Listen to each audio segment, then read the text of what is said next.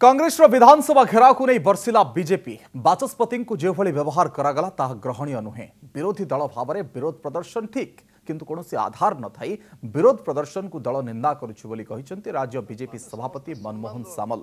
राज्यर स्वार्थ दृष्टिकोण जनमत को समर्थन दे विरोधी दल कार्य करने उचित।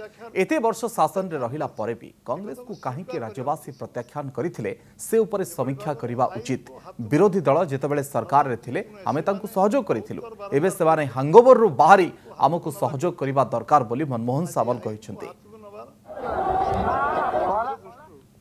ओडिशार लोक माने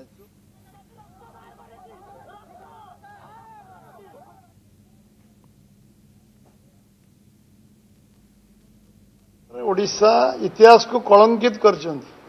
ना तो मु गणैबिनी आपण मानक पार ना अछि, तांको पाखर ना अछि। बिलो अखाई नई के भूल नांती, अंजना मिश्र के भूल नांती एवं जते छबिराणी कथा आज भी लोक भूली पार नांती मन रखछन। विगत इतिहास तांको कलंकित इतिहास तांकर लेखाई से विषय चर्चा आलोचना करवा उचित नुहे।